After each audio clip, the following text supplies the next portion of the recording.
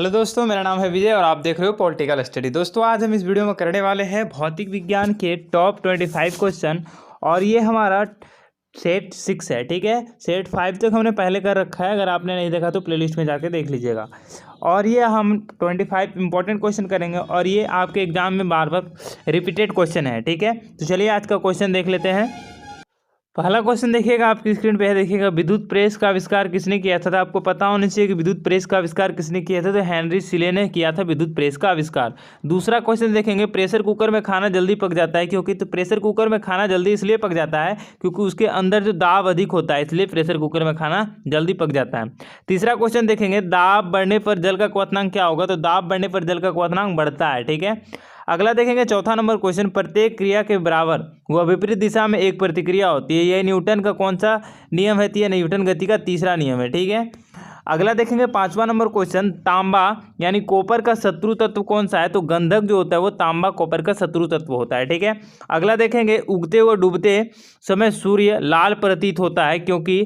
तो लाल इसलिए प्रतीत होता है क्योंकि लाल रंग का प्रकीर्णन सबसे कम होता है, इसलिए क्या होता है कि उगते व डूबते सूर्य लाल प्रतीत होता है।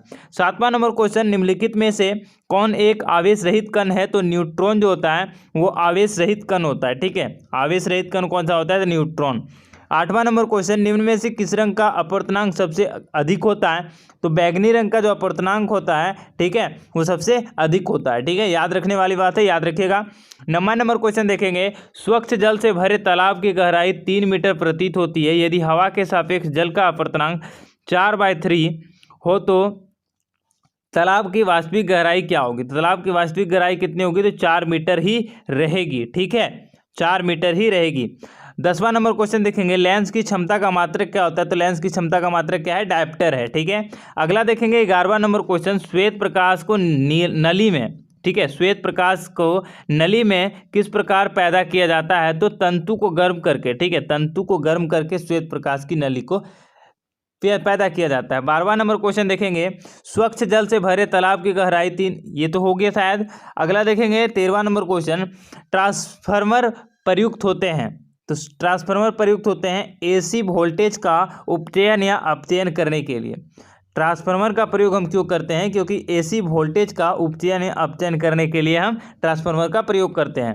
14वां नंबर क्वेश्चन, गर्मी में सफ़ेद कपड़े गहरे रंग के कपड़ों से अधिक आरामदायक होता है, क्यों होता है? तो आपको बताना कि गर्मी में सफ़ेद कपड़े जो होता है वो गहरे रंग के कपड़े से अधिक आरामदायक होता है, क्यों? क्योंकि सफ़ेद कपड़े गहरे रंग के कपड़े से कम ऊष्मा का अवशोषण करती है, ठीक है। मतलब कि सफ़ेद कपड़ा जो होता है वो गहरे रंग की कपड़ा की अपेक्षा ऊष्मा का अवशोषण कम करता है। 12वां नंबर क्वेश्चन देखेंगे, मेघ गर्जन की ध्वनि सुनाई देने से पहले बिजली की चमक दिखाई देती है, क्यों? तो आपको बताना है कि मेघ जब गरजता है तो मेघ गरजने से पहले ही हमें बिजली दिखाई देती है, बिजली की गड़कने की, तो वो दिखाई देती है। तो क्यों? तो क्योंकि प्रकाश ध्वनि से अधिक तीव्र चलती है, याद रखिएगा, क्योंकि प्रकाश जो होती है वो ध्वनि से अधिक तीव्र चलती है, मतलब कि अधिक तेजी से चलती है। 16वां नंबर क्वेश्चन, पंखा करने से, ठीक है, हमें ठंडक की अनुभूति होती है, क्यों होती है? तो इसलिए होती है क्योंकि शरीर के पर आर्द्रता के वाष्पन के कारण ठंडी अनुभव होती है, ठीक है, शरीर पर आर्द्रता के वाष्पन के कारण। 17वां नंबर क्वेश्चन, जब नैदानिक थर्मामीटर को उबालते हैं तो कभी कभी ये फट जाता है, क्यों फट जाता है?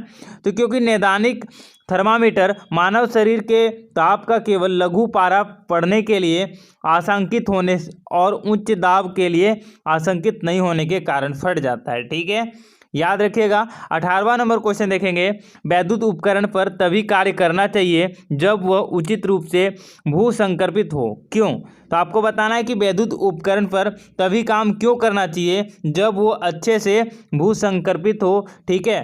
तो क्यों? तो क्योंकि उसका आंसर है कि जब वैद्युत में लघु पतन होता है तब उपभोक्ता को बिना नुकसान पहुंचाए वैद्युत धारा जमीन पे पहुंच जाए, इसलिए, ठीक है।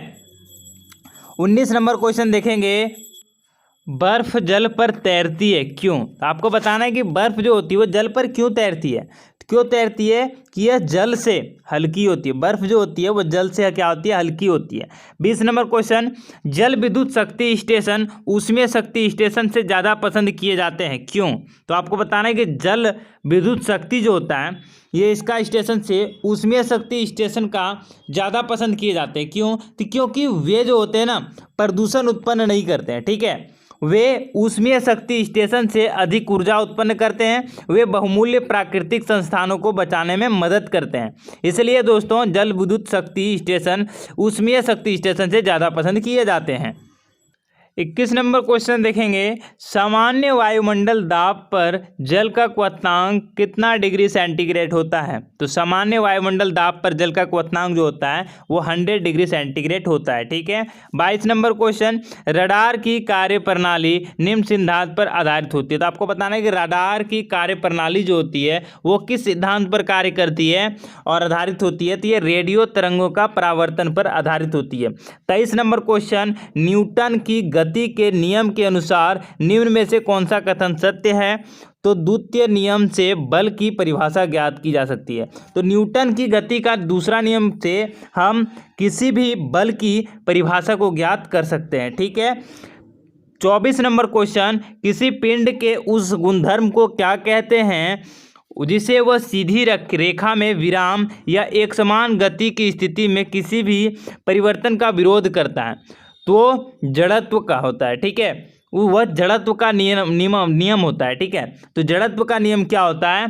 तो जड़त्व का नियम किसी पिंड के उस गुणधर्म जिससे वह सीधी रेखा में विराम या एक समान गति की स्थिति में किसी भी परिवर्तन का विरोध करती है उसे जड़त्व का नियम कहते हैं, याद रखिएगा। 25 नंबर क्वेश्चन, लेंसर निम्न सिद्धांत पर कार्य करता है। तो लेंसर किस सिद्धांत पर कार्य करता है? तो विकिरण का उद्दीपित उत्सर्जन इस सिद्धांत पर कार्य करता है लेंसर।